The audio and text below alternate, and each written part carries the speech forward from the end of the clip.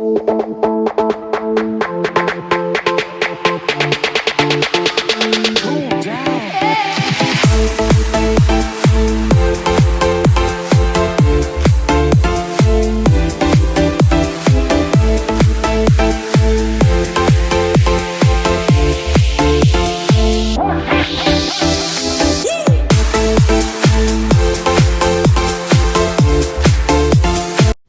everybody, welcome to PBM's Video Entertainment, and welcome back to another episode of Thomas & Friends DVD Reviews.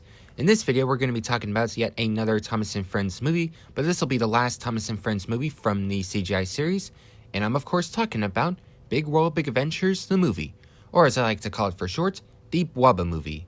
So, without further ado, let's jump into the history of the Bwaba movie. So I'm pretty sure we all know that this movie is basically a 2018 Thomas movie, but here is something interesting that I figured out. So back in 2018, over in UK and Australia, they got it on DVD. Now as for America, we got it on Nick Jr. back in September 7th of 2018, and we didn't get this movie on DVD until September 10th of 2019, which we had to wait a whole year for this movie to come out onto DVD, which is crazy, you know? And also this title was also released over in Canada as well. And now we got the history part done, let's jump into my copy of Big World, Big Adventures. Alright, we will now jump into my copy of Big World, Big Adventures, the movie. So, here it is. So, I got this from Target whenever it was finally released onto DVD. I still can't believe, well, as I mentioned before, the movie aired back in 2018, on Nick Jr. and all that, and then we didn't get it on DVD until a year later, which is crazy, right? Anyways, on the top here we have Thomas's epic journey and Thomas Friends logo, the Bwaba movie title card. Here we have Ace, Young Bao. Here we have some animals, and here we have Thomas and Nia. Spine, Mattel Creations. Scrolling down here, correct profile of Thomas. This is actually the same promo shot of Thomas, just like with the front post art of Journey Beyond Sodor. Here we have the DVD logo, Universal Studios, and then back, all aboard for Discovery, and blurb if you want to pause and read that. And here we have Ace, Thomas, Sir Topping Hat, and Nia. And here we have some freight cars. You can see a little bit of them, and you can see a little bit of some of the racers at the back. It's kind of hard to see with this blurb in the way. And bonus features, Hidden Entertainment logo is still with us. And the running time is approximately 1 hour and 25 minutes. And DVD's Region 1, rated G in Canada. And here's disc, which is just plain, blue, boring artwork. And now we will jump into the menu tour for the Bwaba movie. Alright, we have now jumped into the menu tour for the Bwaba movie. So here we have play feature, select a scene, bonus features, and setup. Let's go to scene selection like we always do. So we have 8 scenes to choose from. Here we have Where is Thomas, Africa, Wake Up, Brazil, We're a Good Team, Utah, Salt Flats, I think that's how you pronounce it, Sometimes You Make a Friend, and Coming Home. Next, for our bonus features, here we have sing-along songs. And our sing-along songs are Where in the World is Thomas, Free and Easy, Wake Up, We're Friends, and Sometimes You Make a Friend. And next, meet the characters. Here we have Ace, Bo, Nia, and Young Bao. And that is it for the bonus features. For our setup, we have for spoken language, you could do English or in Spanish 2.0. And then subtitles, it's just English. Or you could do no subtitles whatsoever. And that's it for the menu tour for the Blubba movie. Now we're going to jump into my review and thoughts on the Blubba movie. So overall, do I recommend the Blubba movie? Well, let's have a talk about the story plot first. So, what is this story basically about? Well, as Thomas, of course, was pulling the loco on his branch line, he meets a really fast race car from Australia called Ace, and then Ace tells Thomas all about like this big race happening around the world for race cars and everything. And so Ace invites Thomas to go right around the world with him and everything. And so Thomas agrees, and so Thomas left Sodor without, of course, telling anyone. And Sir Topham Hatt and the other engines were all wondering where Thomas is. And then Sir Topham Hatt asks Carly, like, if she's seen Thomas. But then, well, technically, Emily asked Carly where Thomas is. And so Emily tells Sir Topham Hatt about what Carly had said. And so the next day, Sir Topham Hatt asked Carly why would it be a good idea for Thomas to leave Sodor and everything. And so, yeah. And Sir Topham Hatt remembered what Thomas had said about going right around the world and everything. And so Sir Topham Hatt, he decides to go out and find Thomas. And meanwhile, Thomas and Ace arrived at Africa, and so Thomas basically Thomas is now following Ace and the other racers, and so basically the race has started. All Thomas has to do is, of course, like, keep up with them, and then Thomas, he ends up taking some freight cars to Dar es Salaam, which, of course, it's basically at a it's basically like over at basically Thomas was taking some freight cars to a harbor at Dar es Salaam, and then along the way he meets a orange tank engine named Nia, and Nia asks Thomas if she could help him, and then Thomas says he doesn't need any help whatsoever, but then Nia decides to come along with him anyway. And then once they reached Dar es Salaam, Thomas tries to find Ace but couldn't find him anywhere, and then Thomas heard that the racers are now heading towards Brazil. And so Thomas and Nia hopped on board a ship, and Thomas found Ace like on the ship and everything. And so Thomas, Nia, and Ace, they arrived at Brazil, and then Thomas and Nia took another freight train, and they're taking it to it was somewhere in the United States, towards the United States. Anyways, but along the way, Thomas and Nia found Ace, who came off the track and was basically out of that race. But of course, Ace will be in the next race and everything. And so now Thomas and Nia, they have to take Ace to the salt flats for Ace's next race. And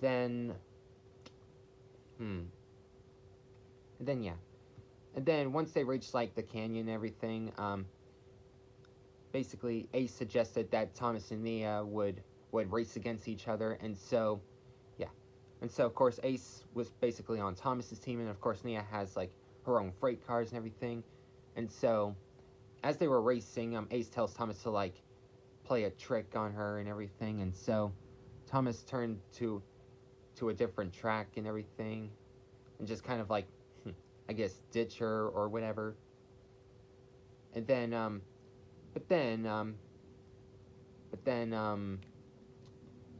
Thomas and Ace, of course, went on a wild ride, like through a loop, and then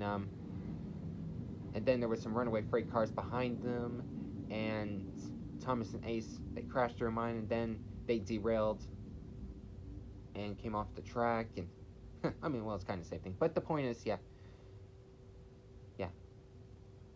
so once they were derailed, like, Thomas regrets, like not staying with Nia and everything, and then Thomas and Ace met a new engine named Bo, who works like around the canyon and everything. And so Bo, he went for help, and so Thomas and Ace were rescued by horses, and they were pulled back onto the track. And so Thomas delivers Ace to the salt flats, and then Thomas, he has to find Nia to go and apologize to her for what he had done and everything. And so, but Ace tells Thomas that the next race is over in, was over in China and everything, and that's where Nia was heading there too. Yeah. So, what a coincidence, right? Anyways, so Thomas reached China and meets up with an old friend named Young Bao, and Thomas asks Young Bao where Nia was, and he tells Thomas that Nia is over at a snowy mountain or whatever that's called. Yeah. And so Thomas finally finds Nia, but Nia was still cross and everything. And before like Nia could say anything else, an avalanche began, and Nia came off the track, and she was hanging dangerously over the edge. And so Thomas tries to rescue Nia, but then Young Bao, of course, helps Thomas pull Nia back onto the track, and then yeah, everyone is safe, and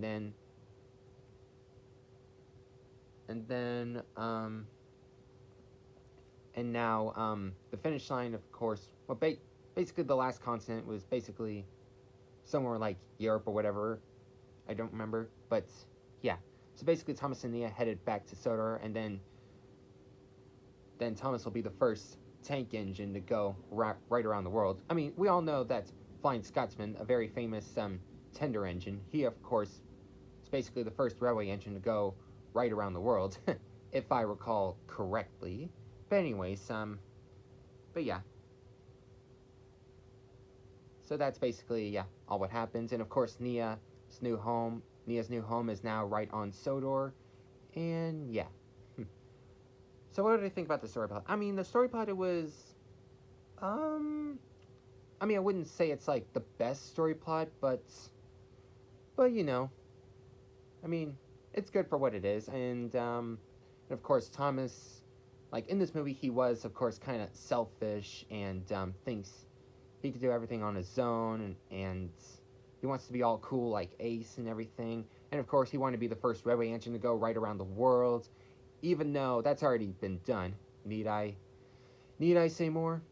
Anyways, but yeah, my point is, I mean, the story plot, I mean, it's not terrible, but it's not the best.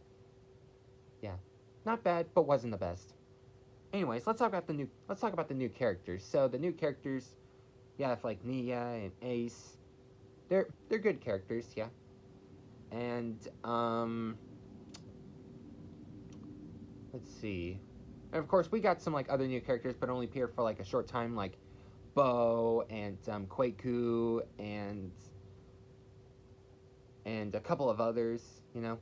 But of course, we did get some characters that were in like the Great Race movie, like Young Bao, and we got to see we got to see a cameo scene with Vinny, and yeah. Anyways, yeah. And also, I was surprised to see that the very big tank engine from America called Sam. I'm surprised they added him in this movie. Like, I was not expecting that, because I know Sam appeared in like some like CGI short where Thomas meets Sam and everything. Like, if you go to the Thomas and Friends YouTube channel in the United States version, you'll know exactly what I'm talking about. So yeah. Anyways, so yeah, the new characters, they're good. I wouldn't say they got the charm, but yeah, they're good. Yeah. Nonetheless. Anyways, the animation. I gotta say, the animation for this film, it's good. Yeah, once again, Gemfield Tornado, well done.